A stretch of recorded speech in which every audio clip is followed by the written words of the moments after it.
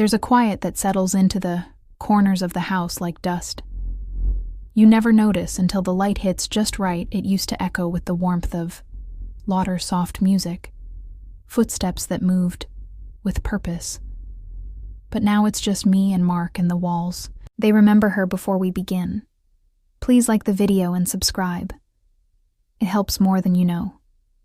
Mark doesn't talk much about the grief.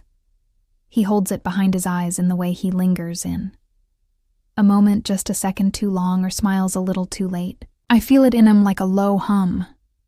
Neither of us names, but both of us hear it. Vibrates beneath our quiet routines. I don't know when it shifted, only that. His glances started to feel like touch, like life.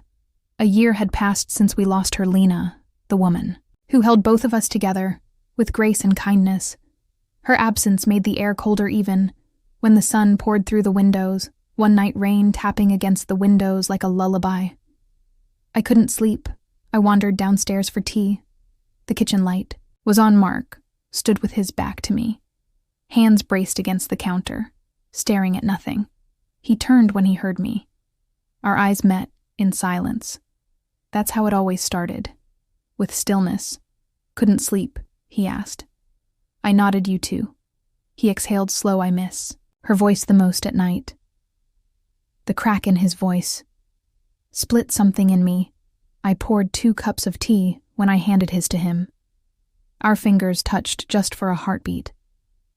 But it left me breathless. He held the cup in both hands, grounding himself.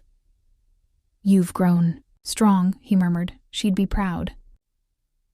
So have you, I said. His smile was distant, like he was searching me for something he couldn't name.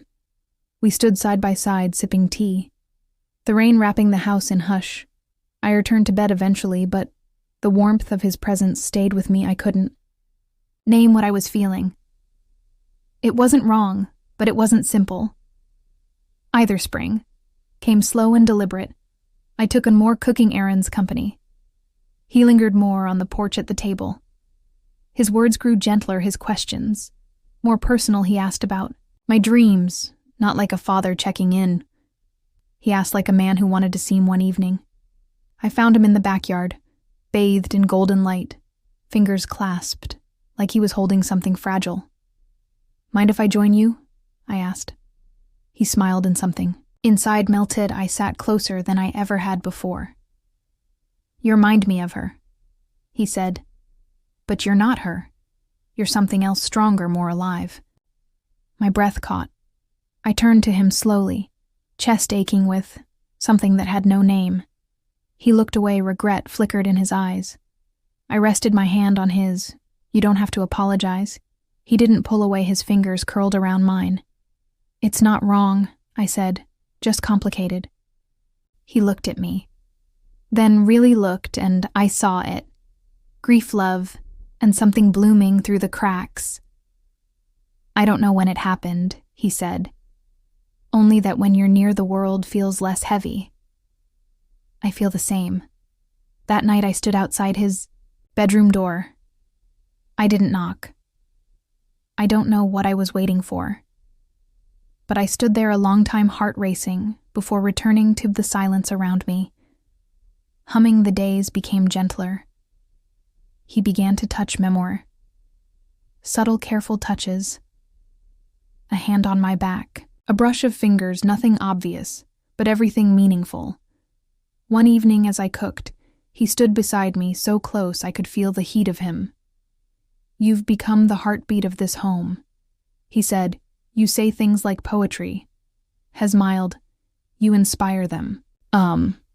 We ate dinner by candlelight, not intentionally. Romantic, but it felt like it after I reached for the plates, and he gently stopped me. Thank you, he whispered. For staying, for letting me feel. Again our hands separated, slow, like something sacred had passed. Between us later, I found him asleep on the couch. I laid a blanket over him, but his eyes opened.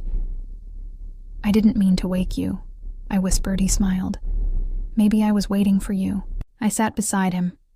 He looked at me like he was finally letting something go. Do you ever wonder what it would feel like to stop pretending? All the time. He reached for my hand. And I didn't let go. I've spent my life following rules, he said, but none of that. Prepared me for how I feel about you. I held his hand, tighter.